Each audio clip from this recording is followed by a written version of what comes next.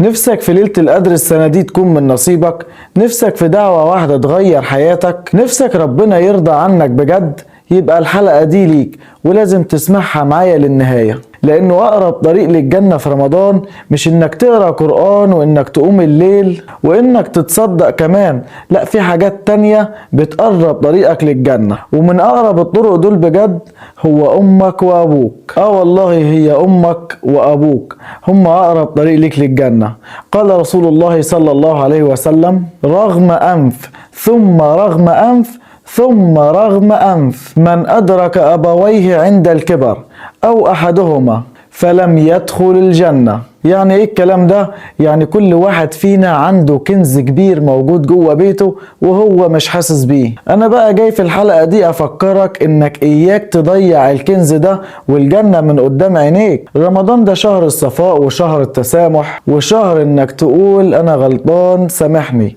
يمكن يكون في بينك وبين ابوك خصام او بينك وبين امك خصام، ويمكن تكون شايف انهم مش فاهمينك. اسمعني كويس، مهما كان اللي حصل مفيش حاجة بتبرر القسوة. يعني لو امك عايشة اجري بسرعة وبوس ايديها قبل ما تبوس المصحف، ولو ابوك لسه عايش كلمة ربنا يخليك لينا يا حاج ويديك الصحة يمكن تكون اغلى عنده من حاجات كتير او انت مش حاسس بيها. ولو انت بتدور على دعوة في قيام الليل، دعوة امك قبل الفطار وبعد الفطار ليك اقوى من اي قيام ليل انت بتقيمه.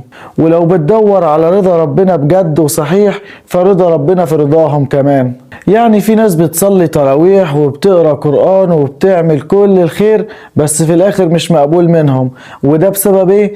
انه بيعلي صوته على امه وابوه، بسبب انه مش بيرد على ابوه باحترام. لانه بصراحة كده بقى العبادة مش حركات، العبادة اخلاق. تعال اقولك على شوية حاجات كده هتعملها وهتحس بعدها بالراحة. واول حاجة بقى كده عايز اوضحها لك، لو تقدر تفطر مع امك وابوك كل يوم افطر معاهم، لان انت مش عارف قد ايه كمية فرحة الام وعيالها حواليها كده على الفطار. وما تعيش بقى دور الكبر كده وقوم ساعد امك في تحضير الفطار، حسسها بوجودك حواليها كده وجنبها، لان ده بيغرس جواها فرحة كبيرة انت مش حاسس بيها. وخليك راجل تمام كده وراجل عاقل، وكل يوم قبل ما تروح بيتك وانت جاي من شغلك ترن عليهم وتسألهم ناقصكوا ايه في البيت، عايزين حاجة من بره اجيبها لكم. ويا بقى لو تفتكرهم وانت بتصلي وتدعي لهم، حتى لو ابوك او امك او اي حد فيهم متوفي لازم تفتكره برضه في الصلاة بتاعتك، ولازم تطلع له لو تقدر صدقة على روحه،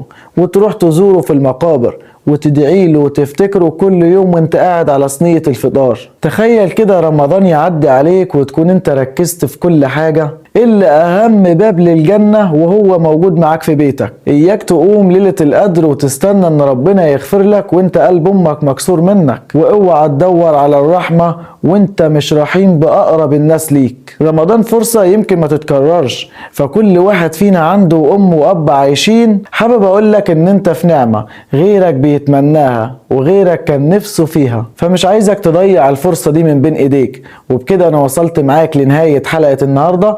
يا ريت لو عجبتك او لمست فيك اي حاجة تشير الحلقة عشان غيرك يستفيد. والسلام عليكم ورحمة الله وبركاته. القاكم في الحلقات اللي جاية.